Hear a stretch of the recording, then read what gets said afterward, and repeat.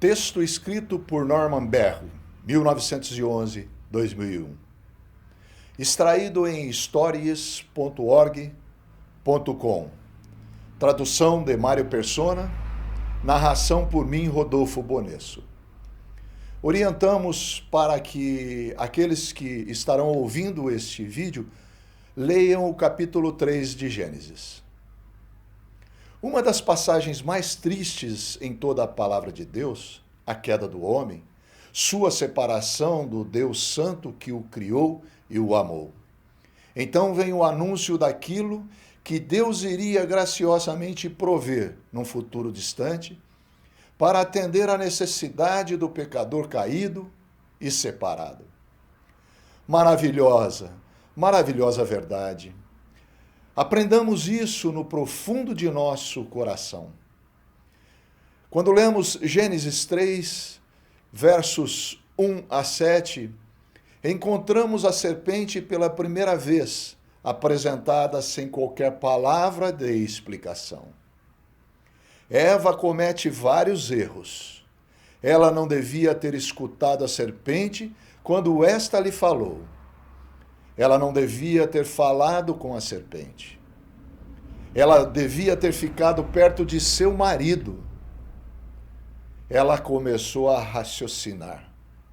O fruto era bom para comer, agradável aos olhos, capaz de fazê-la sábia.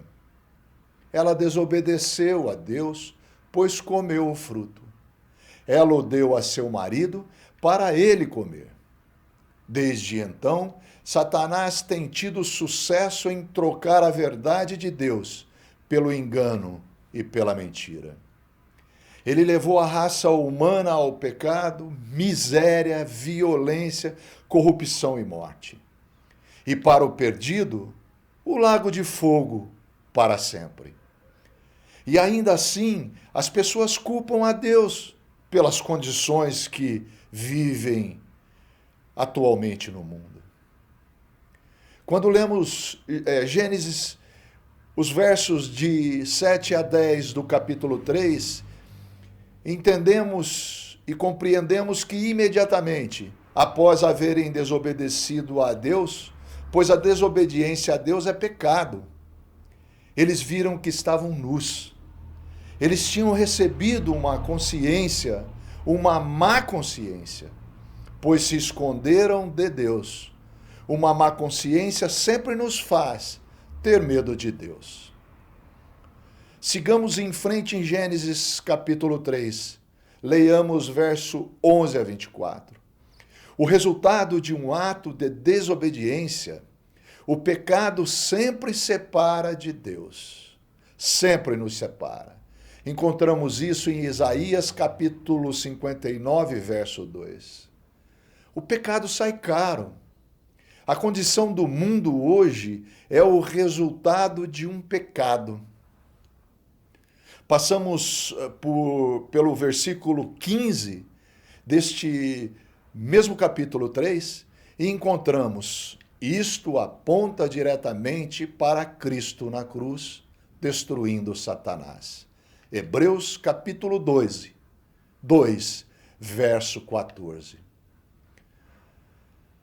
Em Gênesis capítulo 3, do verso 16 ao 17, entendemos: que contraste maravilhoso a essa tristeza é o gozo e a paz com Deus que o crente tem por meio da morte e ressurreição do Senhor Jesus Cristo. Romanos 15, 13. No verso 21, entendemos que um animal deve morrer antes para que as peles pudessem prover uma cobertura para Adão e Eva. Outra figura de Cristo como o Cordeiro de Deus, que morreu para nos limpar de nossos pecados e nos dar uma posição perfeita diante de Deus. Hebreus 10, 14. Quando chegamos no verso 22, entendemos que a árvore da vida tinha um propósito a ser cumprido no futuro. Encontramos essa passagem em Apocalipse 22, 2. No meio da sua praça e de uma e da outra banda do rio estava a árvore da vida, que produz 12 frutos, dando o seu fruto de mês em mês, e as folhas da árvore são para a saúde das nações. Nós, crentes, iremos comer do fruto dessa árvore, pois vamos viver para sempre. Quando chegamos no capítulo 3, versos 23 a 24, entendemos. A espada de juízo, castigo, os manteve fora do jardim, mas a espada de juízo caiu sobre o Senhor Jesus. Zacarias, capítulo 3, verso 7. E através da morte do bom pastor, João 10, 11. A porta para o céu, para o paraíso de Deus, está aberta. Creia no Senhor Jesus, que serás salvos.